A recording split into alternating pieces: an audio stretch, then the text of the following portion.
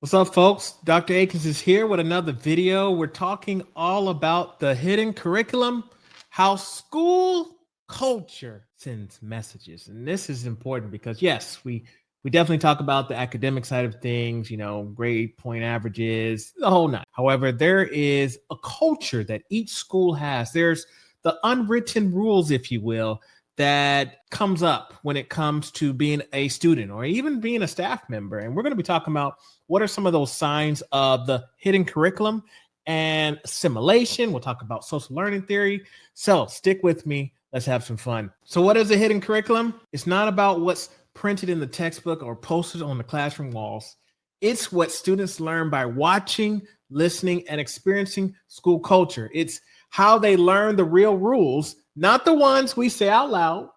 Raise your hand, turn in your paper this way, make sure you're keeping track of your notes. Here's a color binder or the notepad that you're supposed to be utilizing, and here's your homework assignment. No. It's the ones we see in action daily. The social learning theory tells us that people learn through observation and imitation, especially in uncertain situations. So when a student watches who gets called on the most, who gets punished for their tone, whose cultural traditions are celebrated and whose are ignored, they're learning. They're picking up on the hidden curriculum of belonging, power, and expectations. Students aren't just listening to our lessons, they're watching how we treat people. And that teaches them just as much. Think about it if a student sees that raising your hand doesn't matter unless you speak the right way, or they'll listen, but they'll stop trying. Or if they see only certain kids get second chances, they learn that grace is conditional. If they never see their culture represented in the curriculum, they learn their stories aren't part of the story that matters. This isn't about calling out individuals. I like to call this a check, if you will, because I am a person who operates that as educators, we have the best intentions for our students. And we want what's best for them. And ultimately, we want them to be successful as students, as individuals, as human beings. We want that. However, there's sometimes things that we might miss from time to time. And so this is not a gotcha moment, but this is just something that I want you to pay attention to, because you may unintentionally be perpetuating a hidden curriculum that ultimately is not best, all right? It's not ideal. And if we're not intentional, the hidden curriculum will reinforce the same patterns we say that we want to break. The hidden curriculum is always teaching, but the question is, what is it teaching when you're not speaking? See, in this video, we're going to unpack that, what the hidden curriculum looks like, sounds like, and feels like, and how we can rewrite it to reflect what we actually believe, that every student must feel accepted, supported, and included, and that no one should have to earn dignity, voice, or visibility. Some examples of what the hidden curriculum could look like are the school values, behaviors, power structures, and again, those unwritten rules. So we're going to break those down and talk about it for a second. So let's start with the values. Students who get straight A's are celebrated, while students who make major growth get no recognition, or those who aren't getting A's or B's, they're not making them honor rolls or dean's lists and things like that. Those students feel invisible. Oh, I don't have a high score. I didn't get a perfect score on my test. I'm not being praised. And even when I'm showing progress, let's say I made a major change, I'm doing better, coming up, like I finally got it. It's finally hitting, but nothing gets recognized. How about conformity over individuality? These are the students who follow directions without question. And of course, they're being praised, while students who challenge ideas are labeled disruptive. I was one of those people that used to challenge my teachers. I remember when I was in 11th grade taking government class, and I remember my teacher saying the only way that you can become a president of the United States is you had to be a white man, had to have a family, had to be a Christian, and a U.S. citizen. And I remember looking in my textbook thinking, whoa, teacher, I don't see this in my textbook. What are you talking about? I remember pushing back, and I saw my teacher get frustrated because his response was basically, that's just the way it is. And I said, but that's not what it says here. Okay. But that's what he was teaching. So a young black boy in 11th grade is being told, oh, I can never become president. That's not a thing. And we know that's not necessarily the case. Fast forward at President Barack Obama. So the students that pushed back are labeled as troublemakers, as disruptive, when often it's just a matter of curiosity sometimes. How about this one? Silence equals respect. Quiet classrooms are viewed as good classrooms, even if students aren't truly engaged. Let's talk about the behaviors that we see. Students who sit up straight, raise their hand, and use proper English. Proper English. There's always a time and a place. Again, when students aren't allowed to be themselves, they're not allowed to speak the way that they would normally speak. And of course, yeah, there's a time and a place, and we can talk about language when it comes to slurs and cursing, and there's a whole thing. But overall, there's an expectation of how a student is supposed to communicate within school. And I talked about in the past about the embracing culture and what that could look like. The art of assimilation. And I'm going to connect safety and assimilation. So follow it. The connection between safety and assimilation. Now, first of all, assimilation refers to the process through which individuals and groups of differing heritages acquire the basic habits, attitudes, and mode of life of an embracing culture. Now, I found this, I ain't gonna lie. I quickly did a quick Google search, pulled up the dictionary version, because I struggle with this embracing culture term. You know, whenever I find a dictionary references to certain words and certain terms, I struggle sometimes with some of the definition, because as I look at, here it goes again, refers to process through which individuals and groups of differing heritage, so meaning you're not part of the dominant culture, but they acquire the basic habits, attitudes, and mode of life of an embracing culture. That is not always the case when it comes to assimilation. I can give you some examples. Native American boarding schools, ring a bell? I don't think that was an embracing culture, if you will. So I struggle with this definition as I'm thinking about it, because what was the term? Kill the Indian, save the man. Like I said, even in our dictionary, we talk about the embracing culture and assimilation. And this is often what a lot of our students have to do because they're not speaking the right way or they're not dressing the right way. And so they're asked to remove who they are, their identities, to assimilate to the school culture. This is part of that hidden curriculum. What else we got? Students who show emotion, frustration, excitement, passion may be told to calm down or tone it down.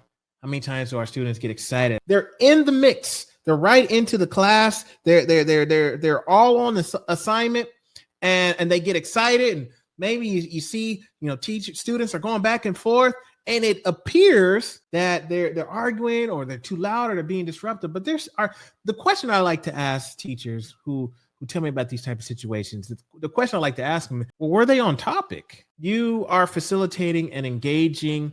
Like, this is what we want, right? We want our students to get involved. We want them to interact with each other. They might raise their voices. Yeah, they might use their hands. Maybe they might get loud, whatever it might be. However, we're on topic, and you can pull out so many great nuggets from those type of conversations. And I bet you a lot of times, especially when they're on positive levels, students can't wait to come back to your classroom. Let's move into the power structure. Student councils have no real influence. They plan social activities, but not policy. We see this a lot. You got your student board, your student leadership, student council, StuCo. However, all they do is plan the prom and maybe your Valentine's Day or maybe movie day or something like that. Do they have any say? Again, we talk about we're not here to give students a voice. They have a voice. Are we listening to that voice? Or are they just there for quote unquote a performative manner? Go ahead and plan out all those activities, but we don't want to necessarily hear what you have to say in regards to dress codes or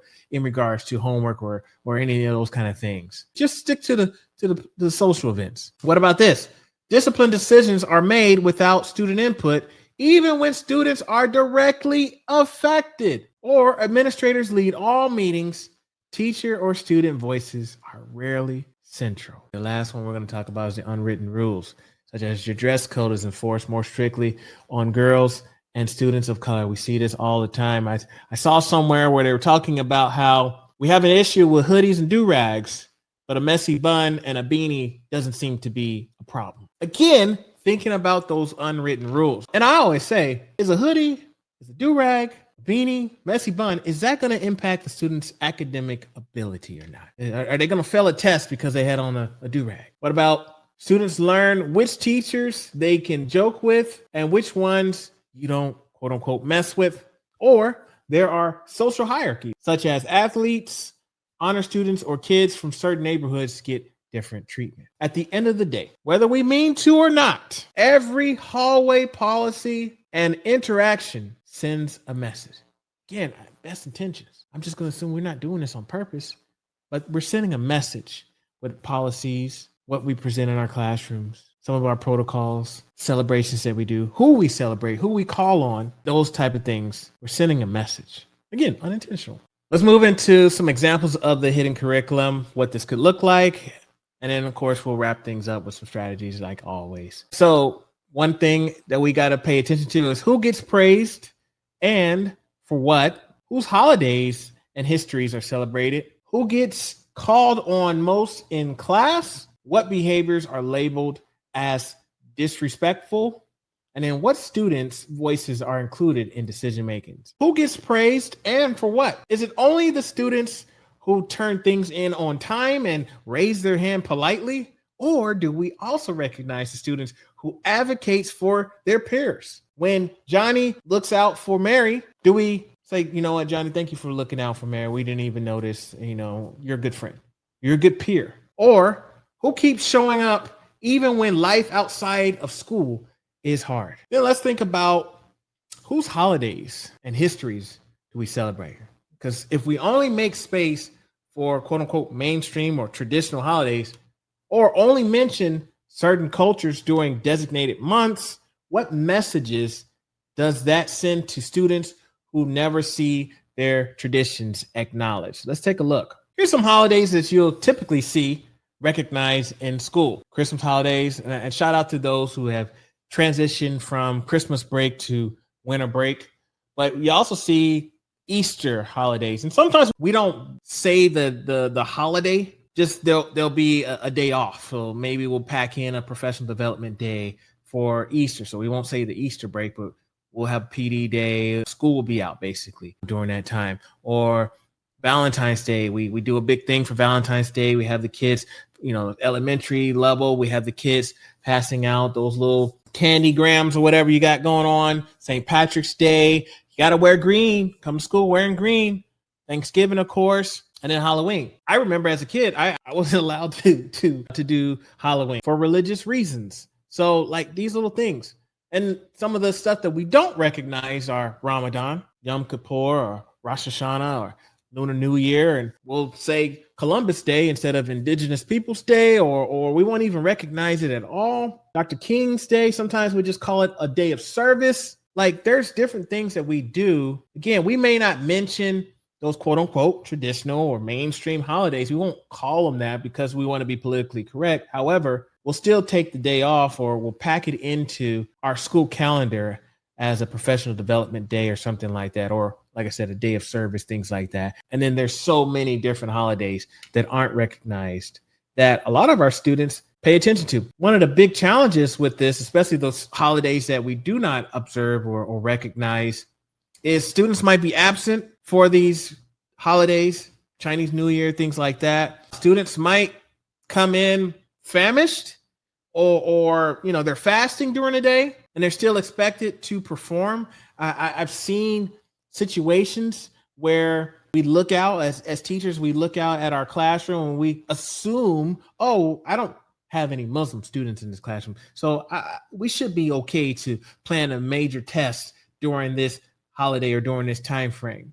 Or, we should be good because we don't necessarily visually see it, or they haven't told me that this is something that I recognize, or a holiday. This is something culturally that I participate in. We may not visibly see it or be told that, and so we just assume. Have we thought about who gets called on the most in class? Do we tend to call on the kids who speak up the fastest or in the most polished way? And we unintentionally overlook the quiet thinkers, those like myself, the introverts that take a little time to process questions. And so all the ones who are like quick with it, like sometimes I'm like, if you give me a moment, I can give you a response. But if that time frame isn't given to me, I miss these opportunities to chime in or add to a conversation, a discussion. But you got classroom students that's how they process things. They need a little bit of time. So yes, they want to participate, but everyone else gets called on because they had the answer first. And so they miss out. Or what about your students who are multilingual? They're in the process of learning English,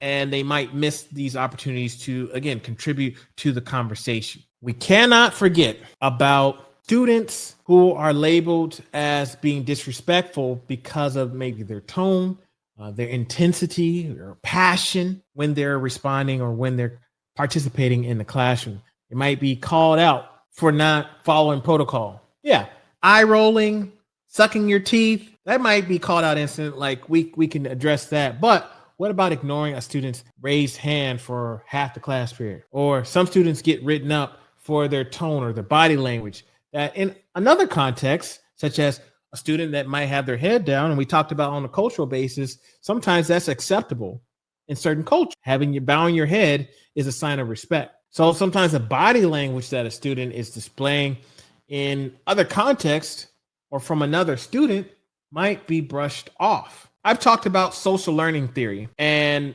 how with social learning theory, we learn about behavior through our observations and our imitation. Essentially, we learn by example. Let me give you a classroom situation. Imagine you're in a classroom, or maybe your students are sitting in a classroom.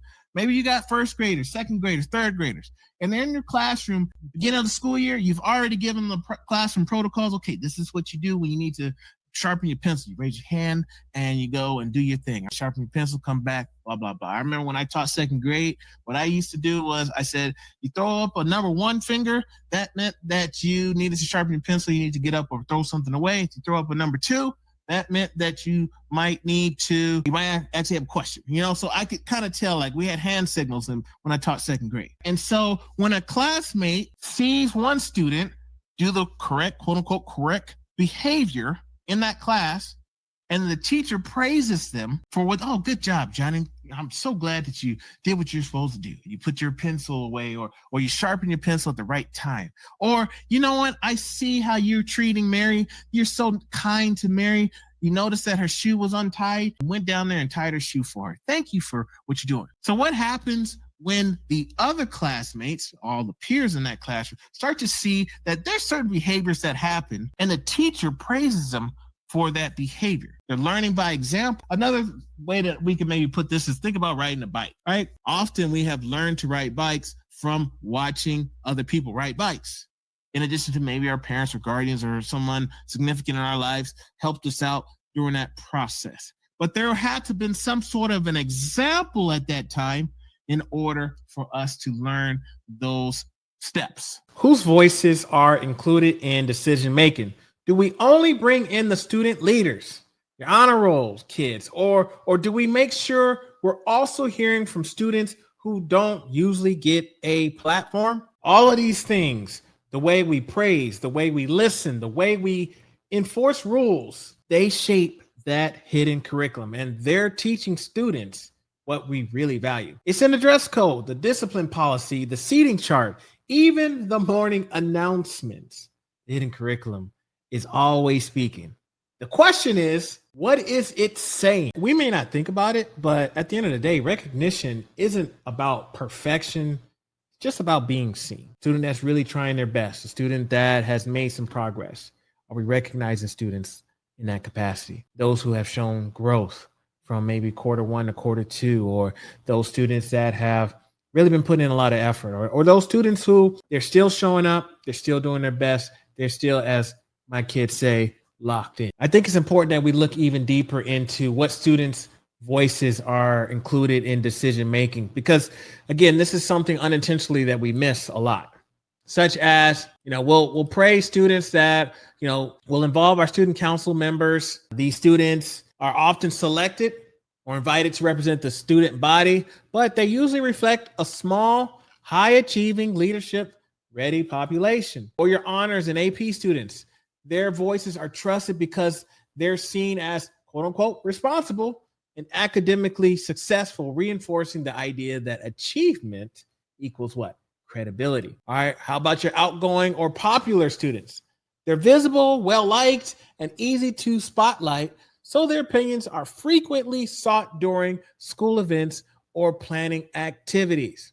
Finally, we tend to recognize our model students. These students tend to follow rules and reflect the behavior schools want to promote, so their feedback is seen as safe and affirming. So, of course, the opposite, students that aren't getting the love that they deserve, are students with behavior problems or discipline histories. I talked about it before, like those who are labeled as troublemaker. They make one mistake years ago, or maybe a sibling goes through and they're just being watched because they had that last name, or they're known. Like sometimes our students, they make a mistake.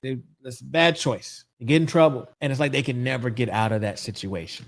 They're never going to be included in these conversations.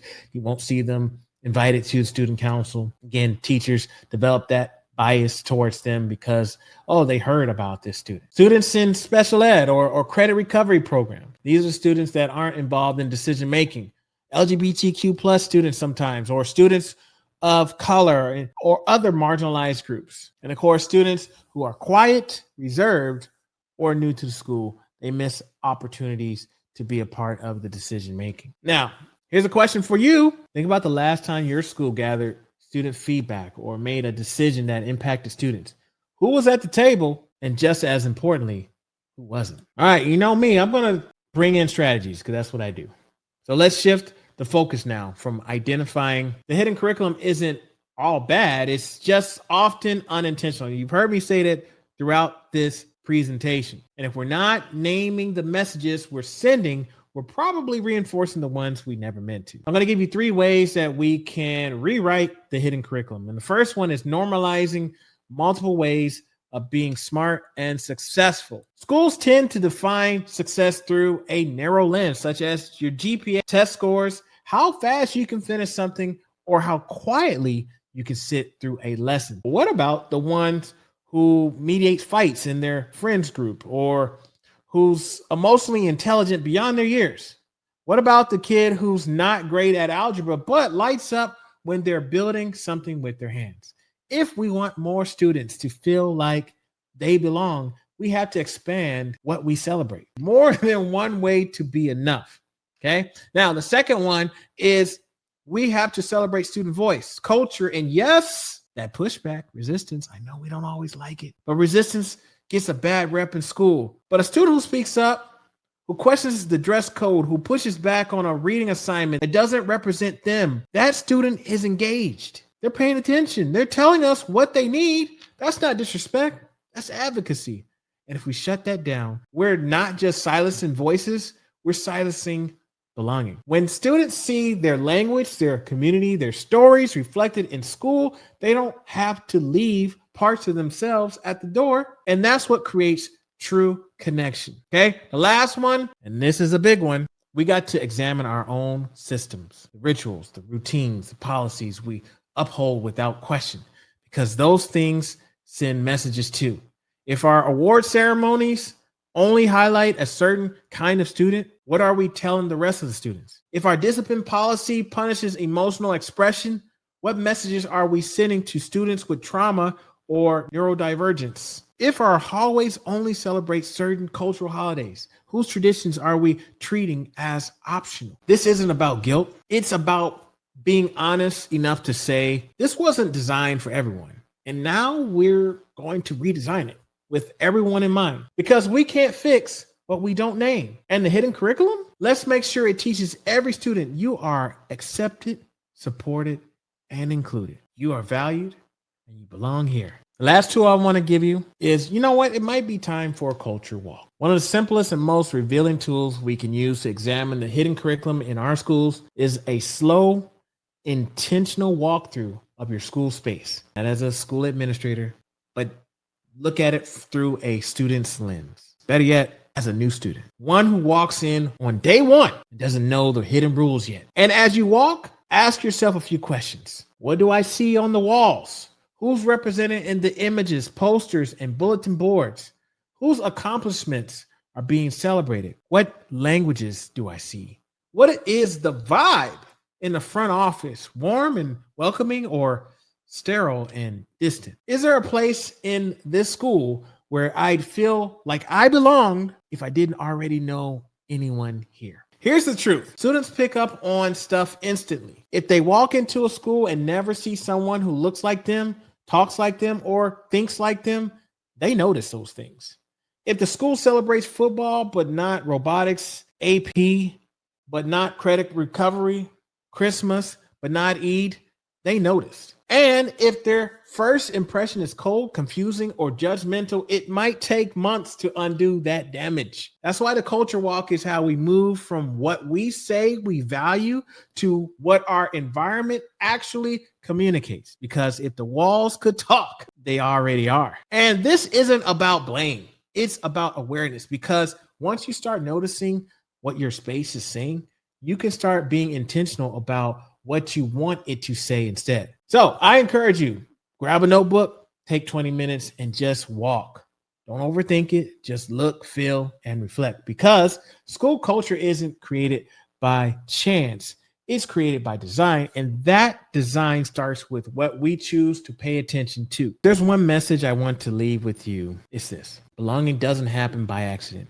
It happens on purpose. Students don't feel like they belong just because we hang a poster or throw the word around in our mission statement. They feel like they belong when the environment, the relationships, and the daily experiences prove it. Actions speak louder than words. So the real question we have to ask ourselves isn't, do we believe in belonging? It's, do our students experience belonging on a regular basis? And those two things are not the same. Every space in a school teaches, but the question is, what is it teaching when you're not in the room? That's the hidden curriculum. The silent teacher, the unspoken messages that are constantly shaping how students see themselves and their place in our schools. And here's the thing: if we don't design belonging into the culture, the system will default to exclusion. It always has. But we can change that.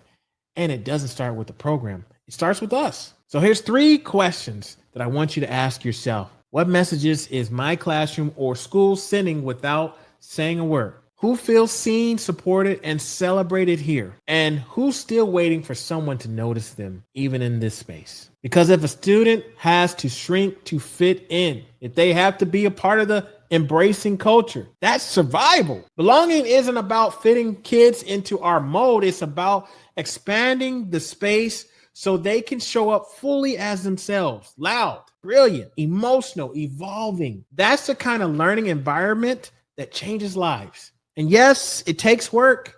It takes awareness. It takes uncomfortable reflection. But that's the work that matters. My final challenge to you: take this week, take one step, just one, to be more intentional about belonging. Maybe that's checking in with a student who's been quiet. Maybe it's walking your hallways like a student for the first time. Maybe it's reevaluating a policy that doesn't reflect your values. Or maybe it's just sitting down and asking a group of students, what makes you feel like you belong here and what gets in the way? Belonging is built in moments, not mandates, in eye contact, in hallway greetings, in hearing, we're glad you're here. The most powerful thing you can do as an educator is help students believe this space is for me. I matter here. I'm safe here. I'm seen here. That's the work.